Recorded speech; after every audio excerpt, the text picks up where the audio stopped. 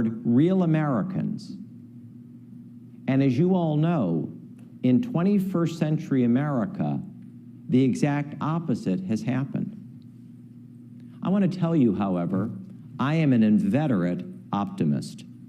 The best days for the United States are ahead of us. And despite the difficulties that we are having in our country, culture, and civilization right now, the best days are ahead of us because of a generation like you.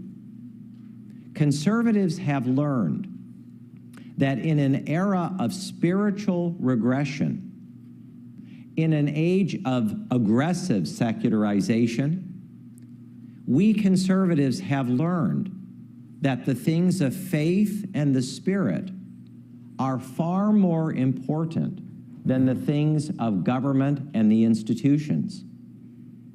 And we have learned that we conservatives have to live in two ways. We have to live counterculturally, and we have to live transformatively. Let me say it another way.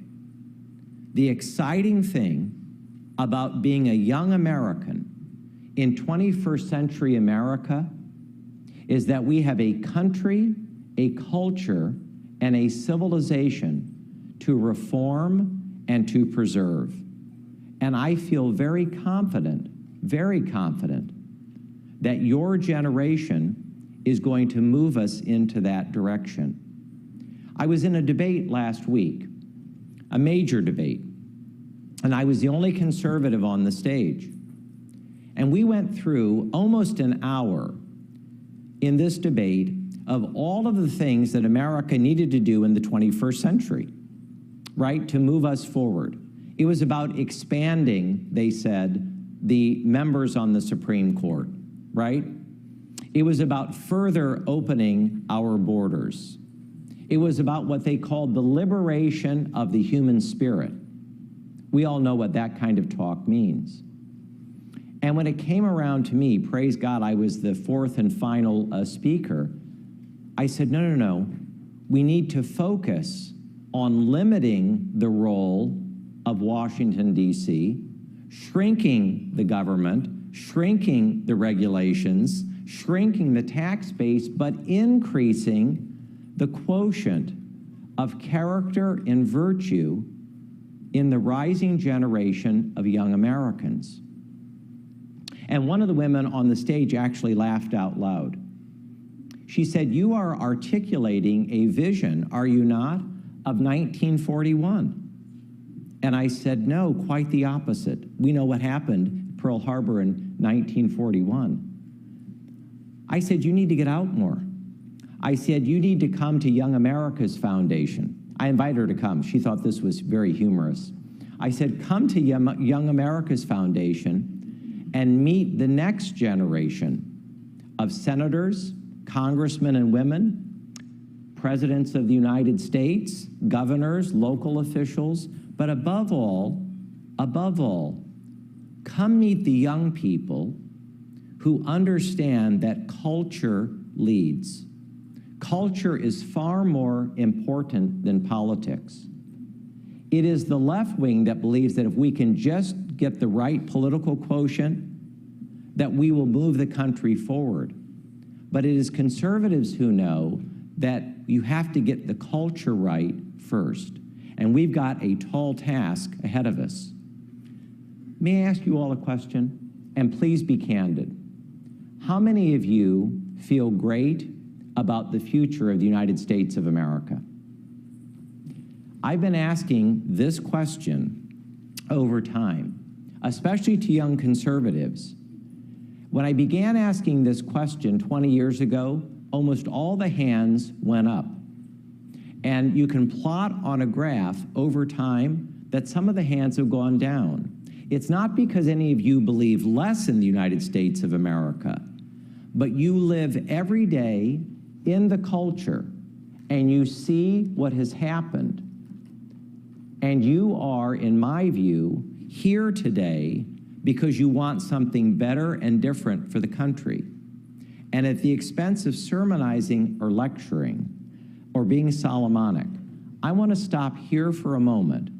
I want to pretend we've all been best friends for 500 years, and I want to open this up for a conversation and a dialogue about some of the things I've spoken today, and I want to hear from you and respond about the idea of the centrality of marriage, family, parenting, the preciousness of human life and religious liberty as we go forward in the country. And I'd like to hear from you about your ideas and thoughts about how we move forward as a country. And as I say, I want to pretend that we've all been best friends, so there's no shy people here. I'd like to hear who you are, where you're from, and any question you have. I promise I will be as candid as I possibly can. So let's stop there for a moment, and let's open it up. I'd like to hear from you. Yeah. All right, we're ready for our Q&A portion. As Mr. Gagnon said, please just come up and state your name, what school you're from, and a brief question. You can line up at the back of the room right over there. On any topic. Hello there. Hi, my name is Naomi Chafee. Nice to see you. It's good to see you too. So when I'm looking at the culture of America, yes, I think that a big problem is that we are seeing divorced families or yes, fatherless homes.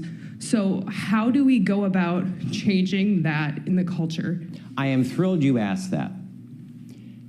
In 1965, a very famous demographer looked at Black America and found that in 1965, 25% of all Black Americans were born out of wedlock. And in 1965, he called that a crisis. That number today is 75%, right? 53% of all Hispanic Americans are born out of wedlock. And for all native-born white Americans, that number is 33%, 1/3. The majority of babies born in America to women who are 30 years of age and over are born out of wedlock. So over here, to your question, the political class is telling us we have a border crisis, and we do. And they're telling us that we have a regulation crisis, and we do. In fact, the largest crisis we have in the United States today is a fatherlessness crisis. We have gigantic numbers of Americans who are born in homes where their biological father is not a presence in their lives between the ages of birth and 18. And it seems to me that if we are going to deal with this, we have to stop doing and addressing this problem in the way that we've done now for nearly 50 years. And you know what I'm going to say? Spend more government money, right? I know you're standing up. Most people are sitting down. Since the Great Society of the 1960s, we have spent over $1 trillion on this issue, and the numbers are going up and not going down, right? Government incentivizes fatherlessness, and it incentivizes the breakdown of the American family, right? My view is not one of despair or discouragement. I think that's a sin, because it negates the option of hope. But my very strong view is that we have to re-energize civil society in the United States. Churches, parishes, I could go on and on and on. All of those voluntary institutions that help to build up and strengthen the family is the direction that we need to go. And I think young people who want to be married and want to have children, they want to be incentivized to do so, but not by Washington, D.C. Right. May I say, in the community where you are from, do you see this problem? So I'm from North Dakota. Yes, indeed. So I would say, in my experience, typically no, but we do have a lot of reservations in North Dakota, yes, and I think that you typically see that more on that aspect. Yes. May I say, the Surgeon General of the United States issued a report earlier this year, and I want to be very careful about this because it's the Biden-Harris administration, But the Surgeon General issued a report which I read and thought was quite remarkable and sobering, which is that we are actually in the midst of a loneliness crisis in the United States, right? And so much of this comes, right, from real Americans who do not feel a connection to a church, to a parish, to a house of worship, or even to what we would all call as a basic community, right? And so I think we have to work overtime, as we are doing at Focus on the Family, to shore up marriage, to shore up parenting, to shore up strong families. There's no panacea or easy answer, but the one thing we know we have to stop doing is empowering government to undermine all the institutions that we believe in so passionately. Are you hopeful in that regard? Yes. I think I have to convince you. May I tell you, this is very important in North Dakota. In the way that you live each day and each week, what do you observe in communities? I mean, because this question is very important.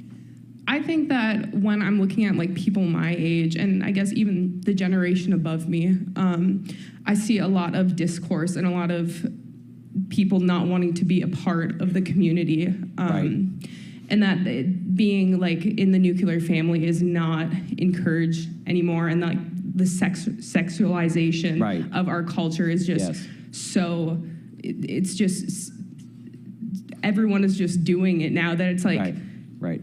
People aren't being encouraged to have kids within the family marriage, and that they would rather just like yes. go sleep around and not understand the consequences. My friend, I'm very glad you brought this up, because our major cultural institutions are completely controlled by the left. All of our major universities and colleges, right? Much of the brass of the United States military, all of the public school systems in the United States, right? Hollywood, Silicon Valley, Wall Street. You know, we can no longer look to say Silicon Valley can help resolve this, or Hollywood, or Broadway. I mean, this is where the left repairs, okay? This is not Silicon Valley's country. This is not Wall Street or Hollywood's country or Washington, D.C.'s country. This is our country, right? And it begins as conservatives at the local and regional level. I think we have to rediscover that and then help to nourish and replenish those roots, right? Be of good cheer. Thank you right. so much. Thank you so much. Right.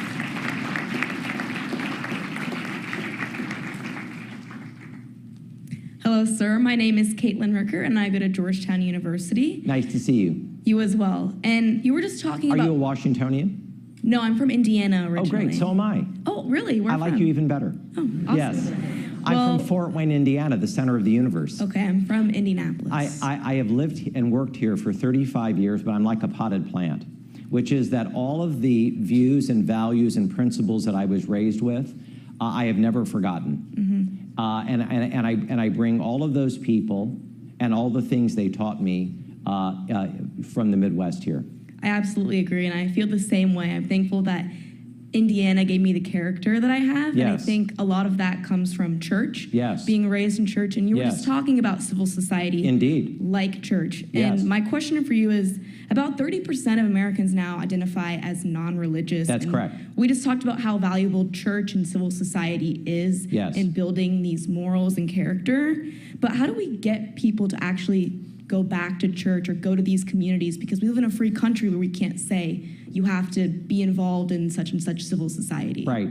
I'm really thrilled that you asked this. I'm paid to read the data, okay? And I annually read the Pew surveys and the Gallup surveys. This is very reliable data, okay? And increasingly, young people who are disaffected from historic churches, parishes, worship, etc. But not just that, also from kind of civic community life, right? Voluntary organizations, but focusing specifically now for a moment on faith, all right? What I find heartening and encouraging in the numbers you cite is that it gets reported that young people are, disaffected and disbelieving. But when you read the crosstabs of the research, that's not the case. They are disaffected from historic denominations. They are uncomfortable in kind of brick and mortar institutions that they feel are confining. But when they're asked the question about agnosticism or atheism in the United States, those numbers are very low compared to the entire developed world. You cannot go to one Western, Eastern, or Central European country, right, and find your demography, the rising generation, right, of young people who are actually more religious and spiritual than the United States, even as those numbers climb. But what you find in other developed countries is an authentic young person who says, I am agnostic or I just don't believe. That is not the case in the United States. People do believe, or they're working it out, but it doesn't often fit into the typical structures. So I'm encouraged that even as the so-called nuns, right, even as those numbers increase, when you look at the data and the research, what you find is that actual agnosticism or atheism is very low in your generation. And a sense of kind of people who have faith, who believe in God, and so forth, is actually much higher than your comparison to the generations in every other developed country. So I take heart that we need to go tell a new generation, right? We're conservatives. We don't believe in revolution, right? Edmund Burke himself said you have to reform in order to preserve. So I think we have to reform in order to preserve. We have to go share, right, the faith. We have to be very eager to be patient because it's one-on-one. And I must say, I welcome social media. I really do. I think it's a boon and a blessing in many ways, but I think it's also very easily to be digitally distracted. And we have to be more intentional about relationships. If I had a bumper sticker, it would have 2 words: relationships matter. And over time, they do. Invest in other people. Invest in friendship. Above all, invest in family. The natural nuclear family is absolutely fantastic. I've been married 32 years, on our way to forever. Marriage is not easy. Marriage is hard work, but it's well worth it. Children, terrific. Grandchildren, terrific. It takes time. It takes patience. But it's all rooted ultimately, in my view, in faith. Right? Thanks.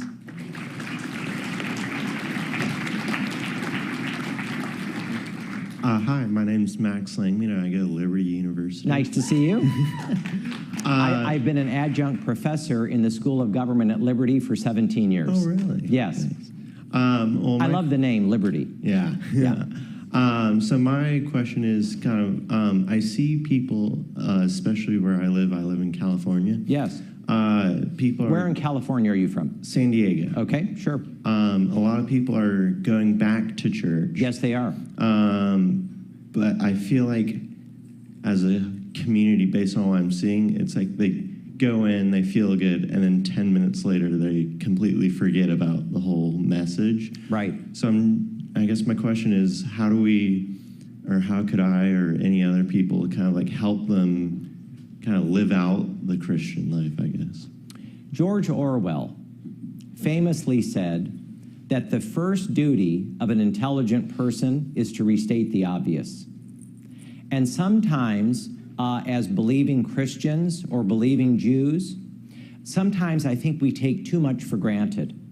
That we assume that because we've been raised this way or have been taught this way, right, that most everybody else has as well. But for many of the reasons that I talked about this morning, we're at a different place in the United States, right? So I think in my strongly held view, we have to build relationships with other people. We have to earn their trust and right to be heard. And then at that point, we have to share the gospel of life.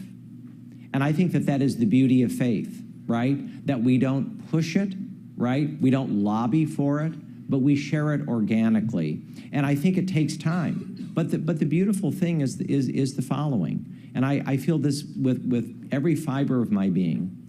The thing is, faith has a power of its own. And there will come a moment in everybody, I hope nobody here has ever been in a crisis. I've been in a crisis. And I pray that no one here has ever been in one.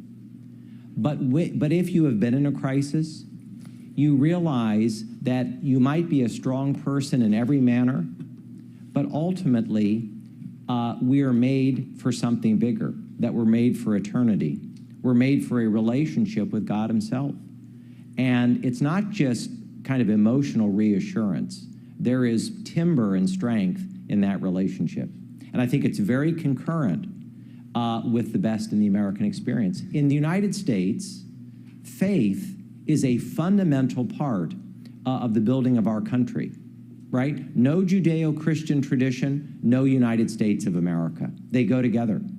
And I feel confident that even in California, we will, in the years ahead, see a remarkable revitalization and restoration. I believe an American restoration is coming. And I think that even in the seedlings of destruction that we've discussed today, even in that moment, there are signs of renewal. And the best days, as I say, for our country are ahead of us, but they are concurrent, in my view, with a revitalization of faith. Yeah, take heart. Right, right.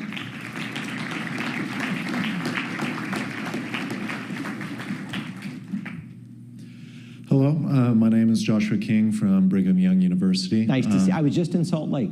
Oh, really? Yeah, just off the airplane yesterday. Wow, all right. Well, yeah. Hope you had a good experience. I did. I had a great experience. You're from a great state. Thank you so much. You're welcome. Actually, originally from Texas, but That's another great state. Clearly, a lot of people agree. Yes. So I just wanted to say that I completely agree with everything that you said about God and family. Being as a member of the Church of Jesus Christ myself, that's, of course, deep tenet. However, I had a question: is what do you see as the eventual buildup of this? Because as we know, like, God and family is the center building block of everything. However, I feel like as a lot of conservatives today, we see all of these people in the high echelons of power having like all of this influence from the top pushing down. What is your vision for the eventual takeover of the bottom, overturning that? Because I feel like a lot of people have the sense of hopelessness that even if we are building from the bottom up, that we'll never be able to overturn what we believe as this incorrect vision for America. That's a fantastic and a very thoughtful question. I want to say two things, if I may. The first is the following. We're in Washington, D.C. We are now meeting in the heart of the swamp, right? Okay, here we are on a swampy day. And in this town, the word power and the word influence are used interchangeably, but they're not the same. Someone who is powerful is someone who's been elected to something or been nominated and confirmed to something. A president, a Supreme Court justice, a U.S. senator, right? But influence is different. When you are a genuine, measurable influencer, you are a person who powerful people say, "What do you think?" And my view is that the best kind of influencer, not the worst, is a person of immeasurable virtue, character, and integrity who can cut through the political battle of the day and for good share the first principles of faith, of family, of freedom, of the elemental goodness of the United States and a constitutional principle. I want to be very bold here and very categorical. If anybody articulates the way forward for the United States of America and does not put the family at the center, faith at the center, right? They're whistling in the wind. It's not going to happen, right? We know from history that revitalization, renewal, restoration can happen in a country, in a culture, in a civilization, but not without the elemental things of the Spirit. And the great thing about this extraordinary country is that the history of the United States is rooted in the things that you're asking about, right? So the question is not how Washington, can leverage this or the other institutions. And by the way, politics is important. Politics is a branch of ethics, but it's not more important than what happens in the home, in our neighborhood, right? In our church or parish. I've just written my third book, right? It's called Toward a More Perfect Union, the moral and cultural case for teaching the great American story, right? We have to go relearn the first principles and build from there. And I believe we're going to do it, right? And we're counting on you, right? I'll come visit you in your Senate office in a few years. All right, thank you. All right, we'll be taking one last question. Terrific. Hi, I'm Good Nicole. morning. I go to the University of Tampa. Terrific. So both the left and the right have differences within their own realms, but the left seems way more successful at rallying together despite their differences. So how can conservatives, especially regarding the culture, get better at this while still holding on to our individual values? I love that question, and it's one word, fusionism. You know, historically in the conservative movement, the people who were more libertarian-oriented or focused on economics, the people who were more hawkish in foreign policy, rooted in anti-communism, and then people more like me, a traditional conservative, right? A morals, based conservative.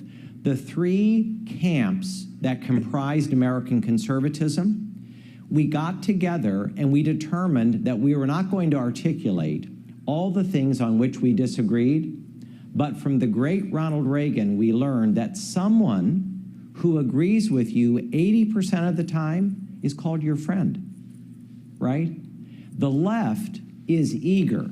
They are eager to put their differences aside in all the different camps of the left, and there are many. And they are eager to say, but what do we have in common? And as we all know, it's from there that they leverage forward. In my view, 21st century American conservatism has to become comfortable that the purpose of what we do, if we are going to move forward from a conservative worldview, is to not get into rooms with other conservatives and begin to argue and fight about all the things that we disagree about, but it's to get into a room and to say, but what do we agree about? And it seems to me that in 21st century American conservatism, other than the things that I've spoken about at length this morning, the one thing that we overwhelmingly agree on is the centrality of the United States Constitution. If we lose the Constitution, we will never get it back. And it seems to me that the way forward for your generation and frankly, my generation of conservatism in this century is to refocus with other conservatives, not on the 20% where we disagree, but in the Reagan-esque view of the 80% where we do agree. Rooted in the Constitution and say that's the way forward. And I feel very confident that we're already doing that. I want to mix and match for one moment. 2024 is on the cusp, right? We're going into an incredibly consequential year. Hand over heart for the last time, I feel confident it's going to be a really good year for conservatives. I believe we are going to win the White House. I believe we are going to win the United States Senate. I believe we are going to win the House of Representatives, and I believe we are going to win the majority of governorships and the majority of the state legislatures. And that means that we are going to move forward in a brilliant way on the future of the United States Supreme Court and the federal courts. Good things are on the horizon, but ultimately rooted in the timelessness of the institutions that we're talking about. Yeah. Are you ready to win? Yes, of course. Yes. Buckle up. Here we go.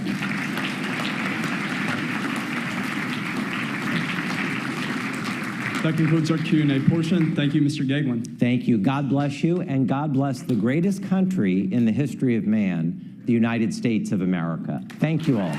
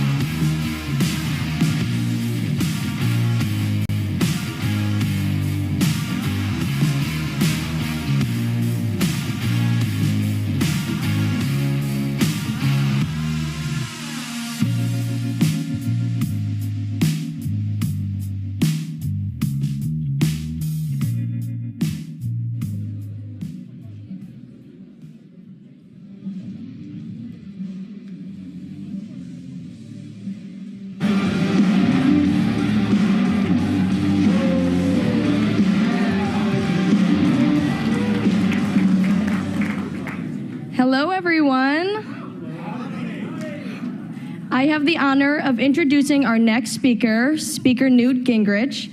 He goes by many names. These include Distinguished Visiting Scholar and Professor at the National Defense University, New York Times best-selling author, 50th Speaker of the House of Representatives, and many more impressive titles. Speaker Gingrich is one of the most accomplished Americans alive and has dedicated his life to defending our great nation. But there is a lot more to him than these remarkable achievements. As an author, he has published 41 books, including 18 fiction and nonfiction New York Times bestsellers. Today, he is a Fox News contributor, podcast host, and syndicated columnist, where he continues to advocate bold policy ideas. Now please join me in welcoming Speaker Newt Gingrich.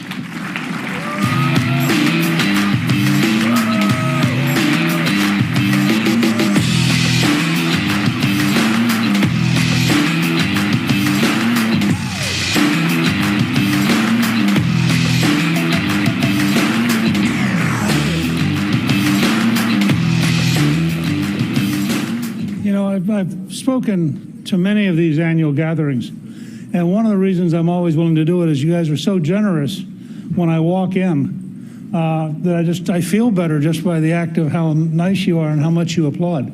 So I want to encourage you to continue that tradition. It does make a difference. Look, it occurred to me that if I were your age, I'll talk about politics and we'll do Q&A and you can go wherever you want to. But it occurred to me that there are things I learned over the years that might actually be practical, that you can apply whatever you're going to do. And I wrote the book that you just got, March to Majority, in part as a playbook for how we actually did it. While it's a history, it's actually designed for today.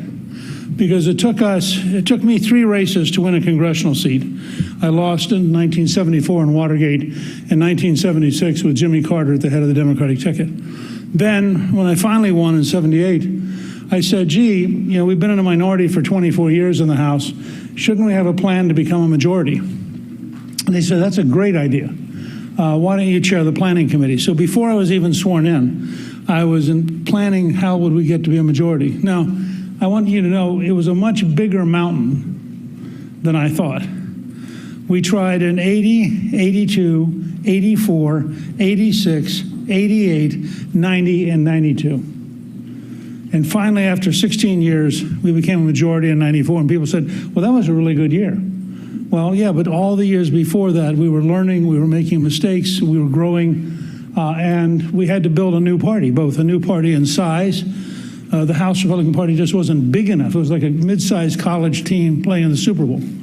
And we had to learn a new style of politics, which we did largely from Ronald Reagan. And so this book is really designed to share to give you a feel, both for how we did it and for what the lessons were that made it possible not only to get elected for the first time in 40 years as a majority, but 2 years later to get reelected for the first time since 1928. And in fact, if you think about it, from 1930 to 1994, the Democrats controlled the House every election except for 4 years in that entire period. Since 1994, we've controlled the House more than they have. And 1994 was a genuine cultural tsunami because we picked up 8 Senate seats, 10 governorships, and 470 state legislators because we won the argument in the country, which is one of the keys. So here are a couple of lessons that are in the book, but you can also write them down because they apply directly to you.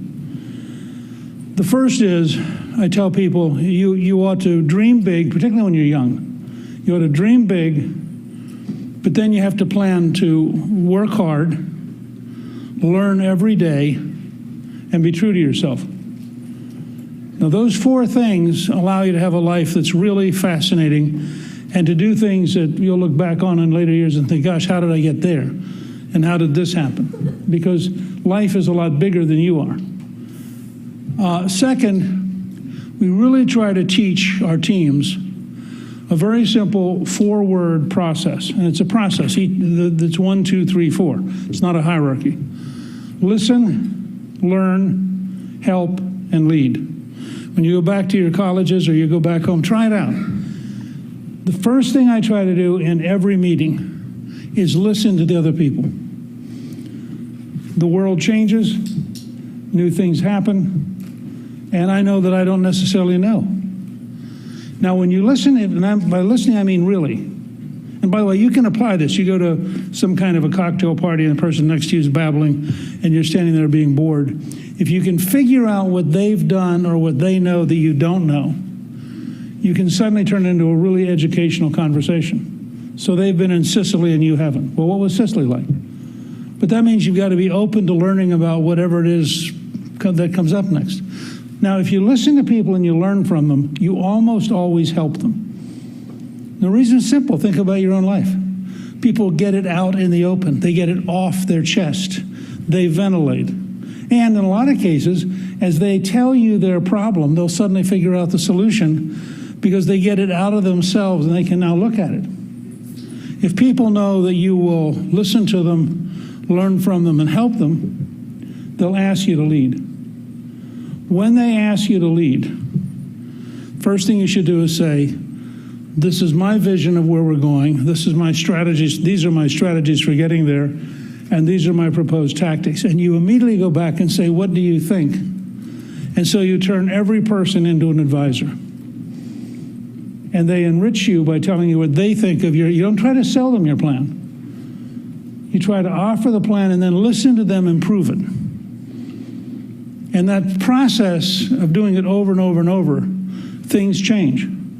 By 1994, we had changed the culture of the House Republican Party enough that we could offer a contract with America that had 10 items and that we committed to vote on in the first 100 days. And we had all but 3 of our members sign the contract. And we had one chairman who came in to see me and said, I actually wasn't for all this. And his committee happened to have 3 of the items. And I said, well, here's the deal. You signed the contract. Now, if you don't want to report it out of your committee, I'm confident that the new chairman will. And he said, well, now that you've explained it to me in a positive way, I think I'll get them all out of the committee. And he did. He got them all out of the committee. But that happened because we'd had him buy in early. Now, the truth is, they were so used to losing that none of them thought we'd win. So, if Newt wants this silly contract, what do I care? It's not going to happen anyway. And then all of a sudden it did happen, and they're going, oh, you mean I really signed this? And now we had begun to build a different party. At our peak, we were sending out 55,000 GoPack training tapes every month. So we were literally training the entire base activists of the Republican Party, including the candidates, including people like Pataki running for governor. So this whole process of learning and then teaching is important. A couple more specifics. Anything you really want to get done probably takes time and is probably hard. And we coined the term cheerful persistence. If you're not willing to persist, you're not going to get anything. But in America, grumpy persistence, angry persistence, depressed persistence, they don't work. I mean, think about your friends. If your friend's grumpy all the time, you don't want to listen to them. If they're depressed, how are they going to lead you? And so you have to be cheerful. And if you are cheerful, it's a very strange part of American culture. If you're cheerful, you can get away with almost anything. Now, the leadership didn't particularly like me. The leadership was used to losing. They were used to being, pleasant with the Democrats and getting crumbs off the table from the Democrats. And I was causing trouble. But as long as I went to them cheerfully, they had a very hard time saying no. So I'd go in and say, we really have to become a majority, don't we? Well, you can't be the leader and say no. So they thought, this guy's stupid. We're not going to become a majority. But I have to say yes. I said, great. Well, since we have to become a majority, we're going to do X. And a little minor trick here. You never ask for a yes. You ask for a no. Remember, if the person who has to give you permission is risk averse, they won't want to say yes. But guess what? They won't want to say no either. So I would always say, unless you object, I'm going to go do X.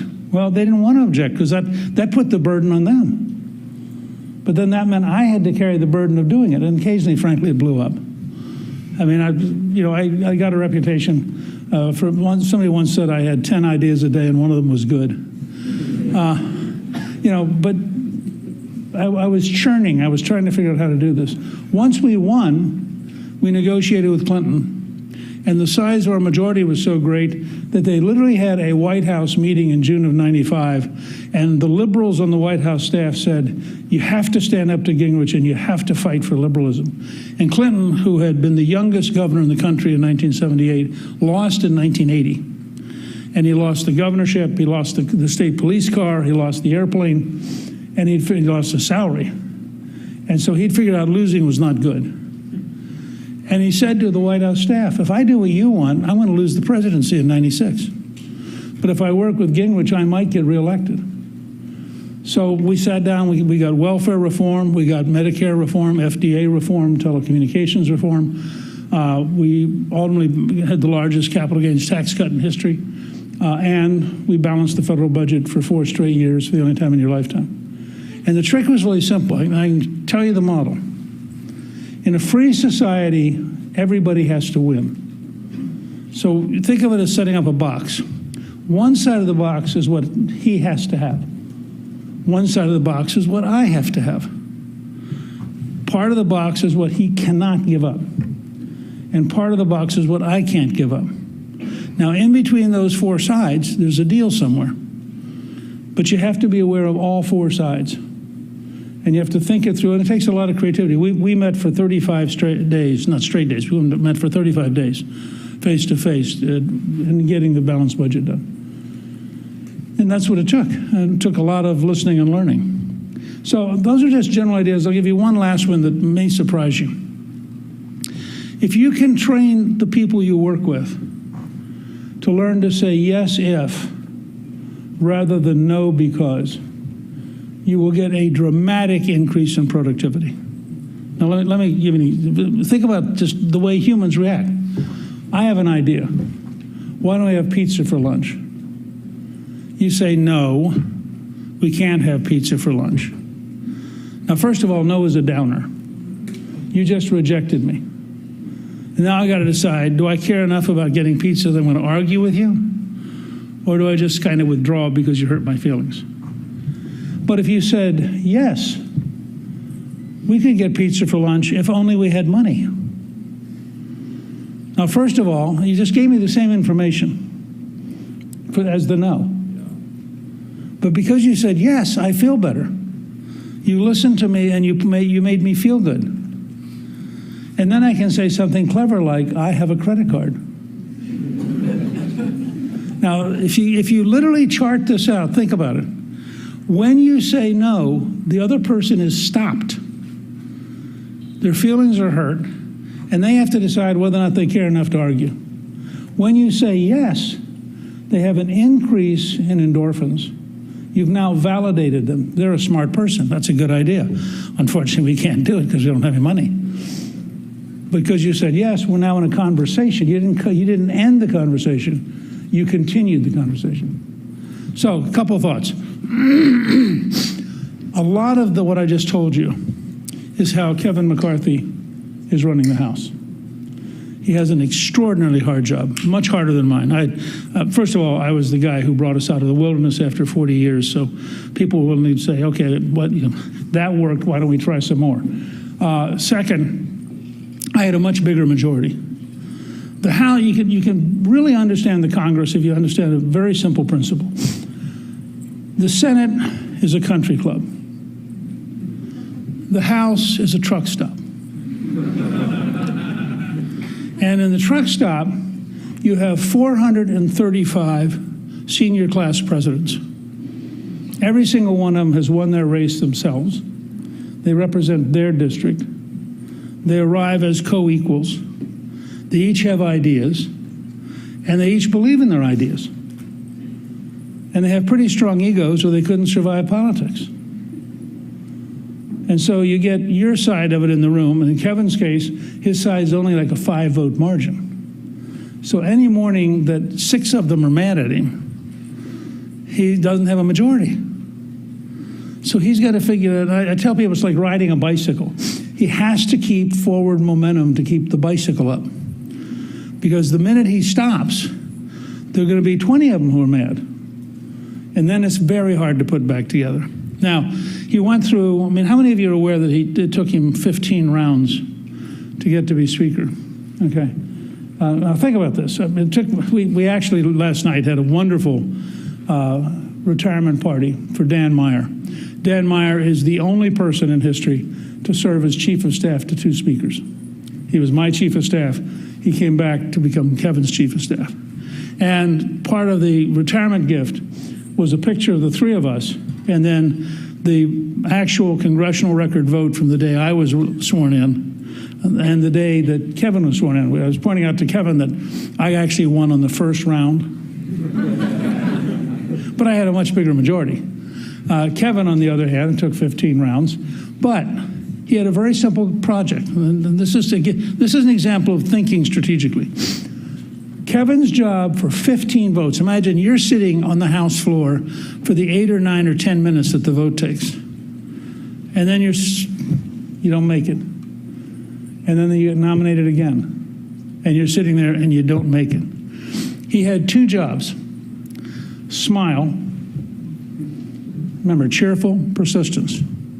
This is the American process at work. It's taking a little time, but we're all here together. And look like he's going to win. Because if he communicates confidence, his 200 will stick with him. If his 200 will stick with him, at some point, the others will say, okay, we've had enough fun. We're never going to break through. Let's cut a deal. And that's what happened. So he gets up every Monday morning knowing he has to put back together the last 5, 6, 7, 9 votes. Every single day. And he practices basically what I just told you. He listens very, very well. He tries to figure out how to help each member a little bit. Most of the time that works. I had a couple members, one of whom I had known for 25 years. And I'd go to him and say, I really need your vote. He'd say, I can't do it. Totally safe Republican seat. And I'd say, what do you mean you can't do it? He said, I don't like that. I'm not going to do it. And I go, please? No, I'm not going to do it. I mean, and that's where cheerful persistence, you have to have real discipline. Because what you really want to do, of course, is scream at him and take away his office and not allow him to fly home anymore and do anything you can to use the power. And you know that that's just self-defeating because he's a freely elected person and he's allowed to be a fool. I mean, I always tell people, out of 435 House members, a minimum of 10 are weird. I mean, it's just guaranteed. Now, I personally think it's like 8 Democrats and 2 Republicans, but I think if Pelosi were here, she would tell you it's like 8 Republicans and 2 Democrats. But that means your planning process, you've got to be, and some of you, again, if you're in fraternities or sororities or organizations, student organizations, you'll have some people, it's part of the human system. There'll be a couple people you can't deal with. And it's just life.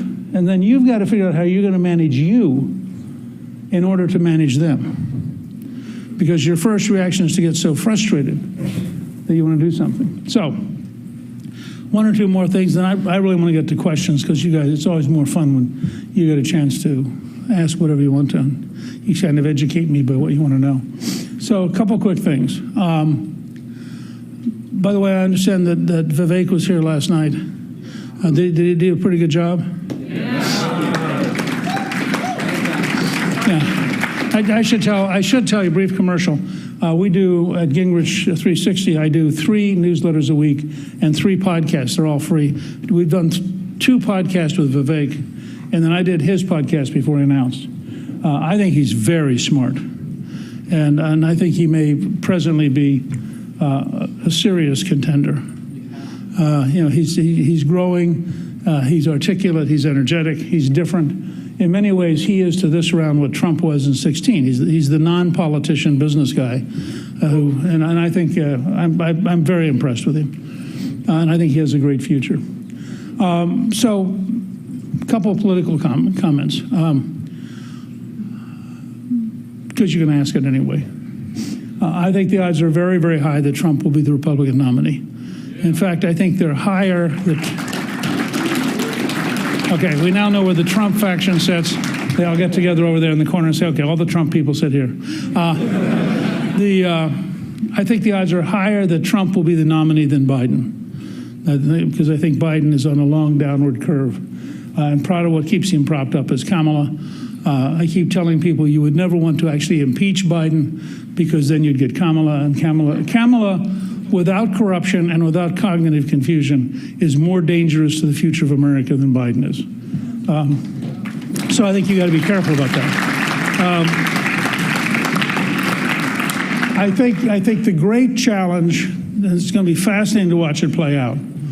The House Republicans are the one center of conservatism in the city. Obviously, a Democratic president who's a socialist, which is what he really is not going to be for conservatism. And the Senate Republicans are split. I would say about a third of the Senate Republicans think that this conservative stuff is weird. And again, remember I said it's a country club.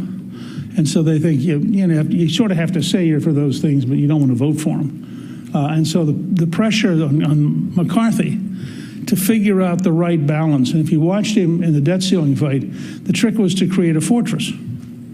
They passed a bill and they stopped. And they said, we're not going to get into some weird negotiation with the Senate Democrats. We're going to talk only to Biden. And the baseline of our conversation is the bill we passed, because we have the only bill that passed. And they have to do that over and over and over again. And it's going to be very challenging. I'll say two last things. One, the scale of change we need to survive as a country is enormous. Your generation is going to have to fundamentally take apart the entire elite bureaucratic state and rebuild the American system that works. I'm just doing a paper now on federalism and de Tocqueville and Lincoln. Lincoln fought the Civil War with 6 people on the White House staff. The Attorney General had like 9 people. The State Department headquarters had 28 people, 4 of whom were night watchmen. This entire gigantic government bureaucracy, just walk down the street, look at these huge buildings.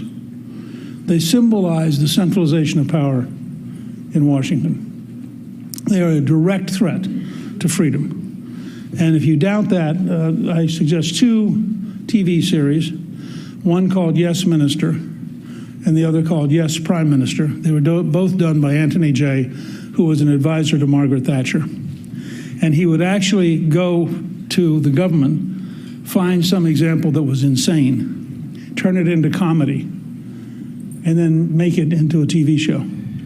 It was Margaret Thatcher's favorite show. And I really urge you to watch it, because you'll begin to realize how dense and difficult managing these bureaucracies is, because they're totally self-protecting and totally self-serving. So your generation has to, 1, figure out how it's going to fundamentally change the power structure by which the elites govern America. 2, you have to have an honest assessment of what it's going to take to compete with China and India. I mean, these are huge countries. They are going to be enormous competitors. And frankly, if we don't fix our education system, we will fail.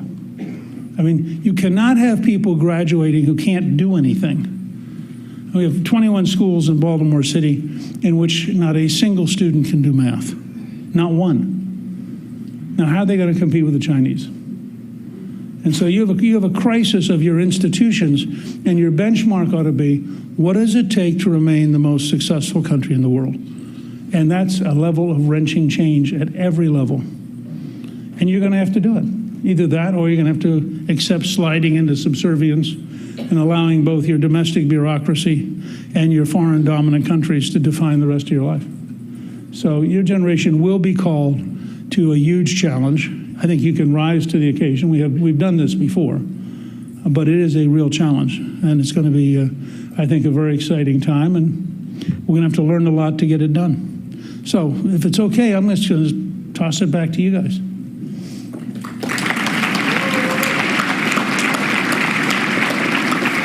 It's time for the Q&A segment. Please step up, state your name, what school you go to, and a brief question.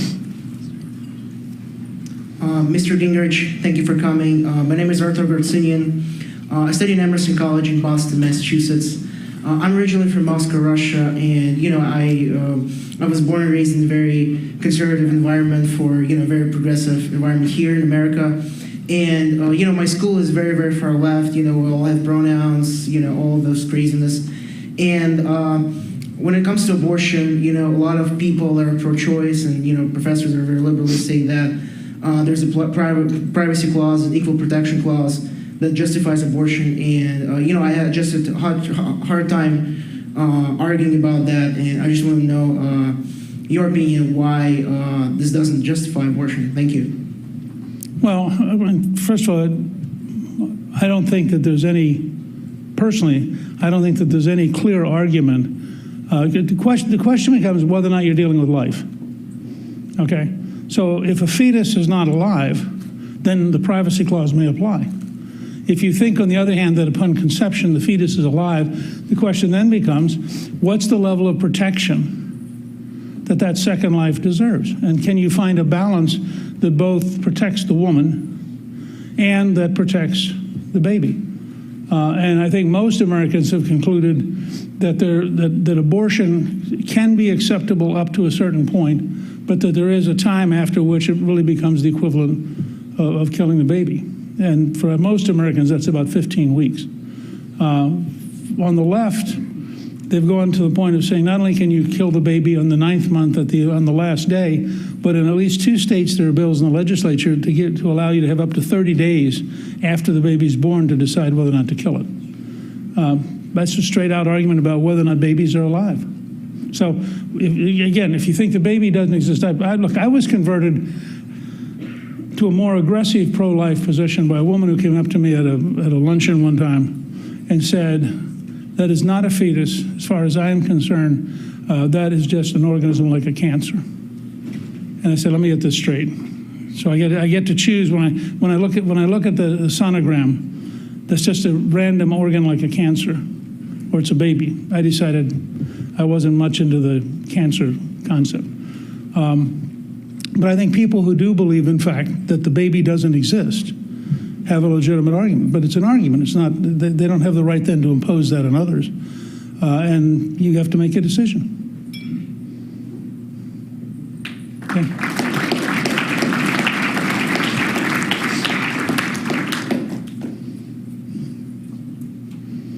Hi, Mr. Speaker. Thank you for being with us today. My name is Tyler Seaman. I am a student at Gettysburg College. Go Bullets. And I just finished interning for a member of the House Freedom Caucus.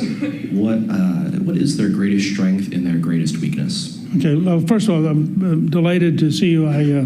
My dad went to Gettysburg College, and I have a niece that graduated from Gettysburg, and one of my really close friends is Alan Gelzo, who for years taught Civil War history at Gettysburg. The Freedom Caucus's greatest strength is the intensity of its commitment to returning to constitutional government and its willingness to take on the various assumptions of the modern welfare state. Its greatest weakness is that it has a very hard time understanding one of the points Reagan made. Reagan had led a strike. He was the head of a union, and he led a strike in Hollywood, which had huge consequences. It created the modern royalty system, where people got money whenever their movie was shown or their TV series was shown. And so he understood negotiating. And Reagan would always, we did a movie, Cliff and I did a movie called Rendezvous with Destiny about Reagan. And he always said, if you can get 70 or 80%, take the deal. And then come back next week and go for the other 20 or 30. The Freedom Caucus is in the 99% league. And that's a weakness because, again, even if you're 40 members out of 435, that still means you have 395 other members. And so your ability to coerce them or blackmail them without them having a countervailing ability to then coerce you makes it very hard to manage. And I would say if they could stand firmly for their principles, push it as hard as they could every single morning, take 60, 70, 80%, come back the next day, they would get a lot more done. They probably wouldn't feel quite as good because there's a strength in purity and saying, I stand firm for this no matter what. But as a level of practical getting things done, I think it doesn't work. Okay?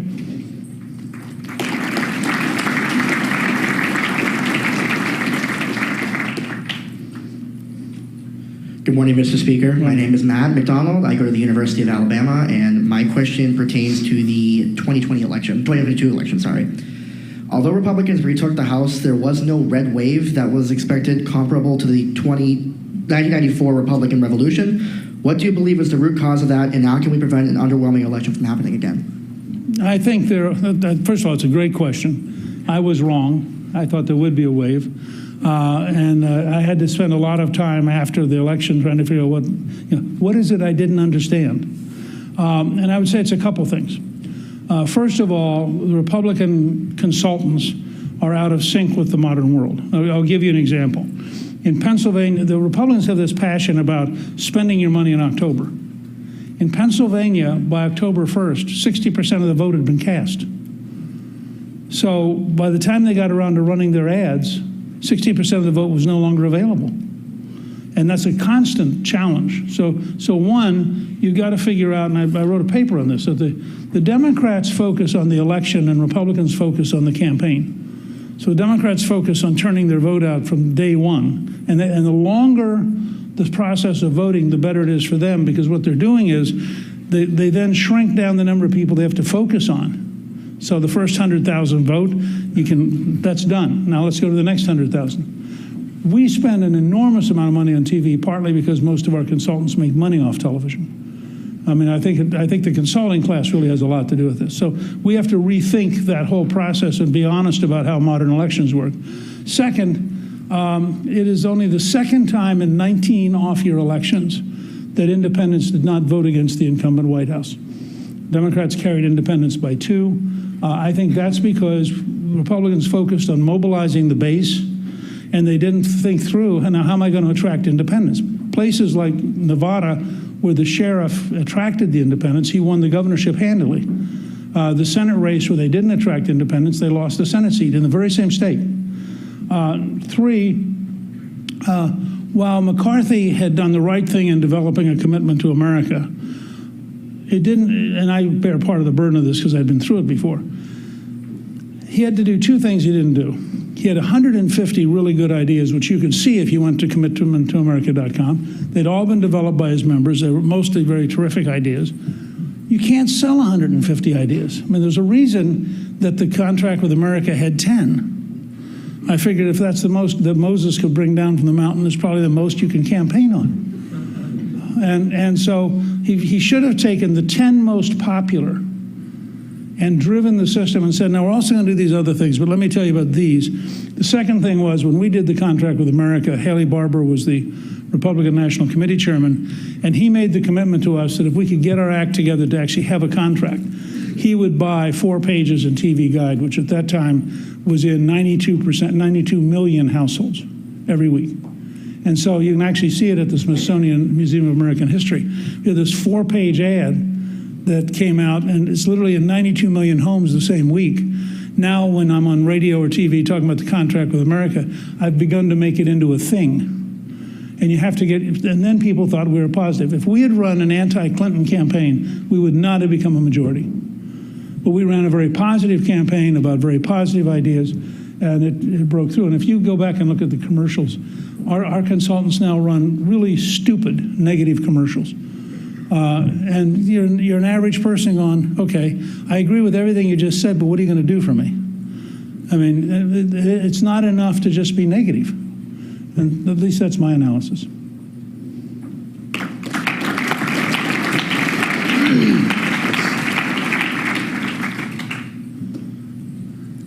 Thank you for being with us, Mr. Speaker. My name is Jens Pfeiffer. I'm a recent graduate from the University of Washington.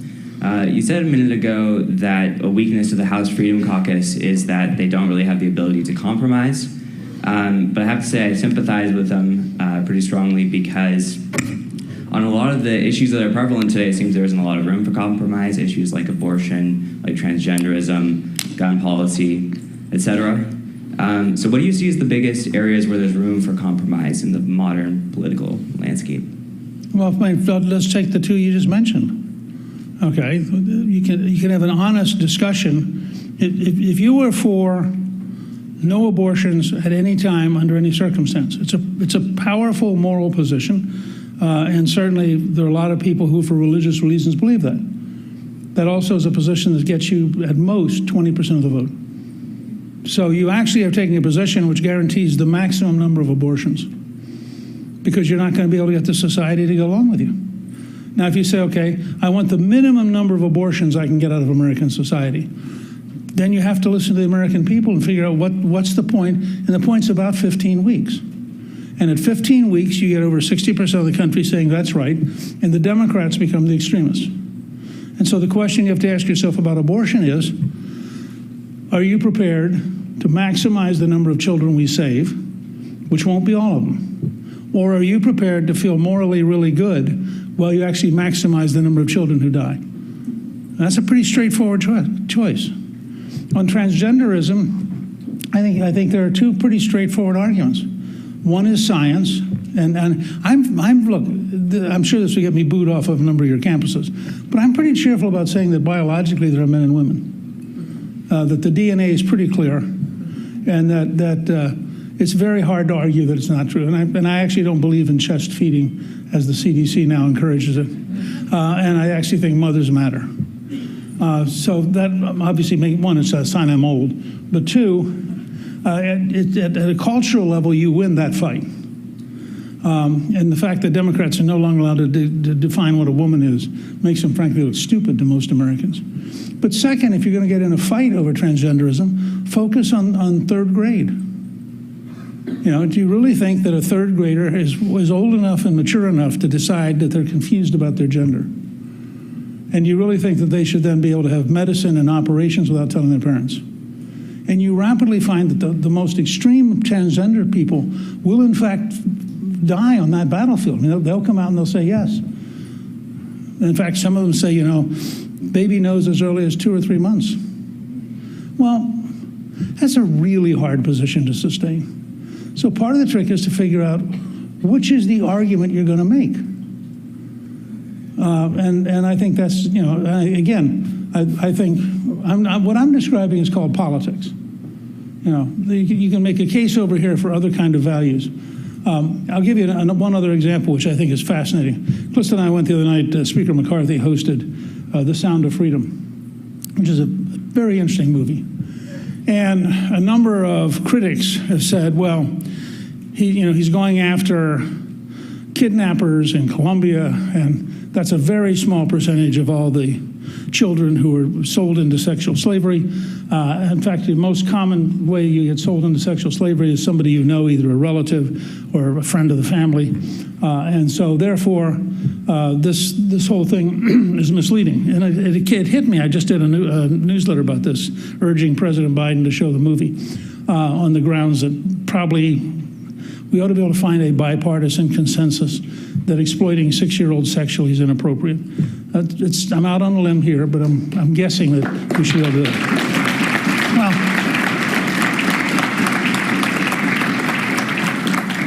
the book which did more than any other single thing to lead to the Civil War was Uncle Tom's Cabin. And Uncle Tom's Cabin is a novel. And in the novel, Eliza escapes the slave trader by going across an ice-filled Ohio River.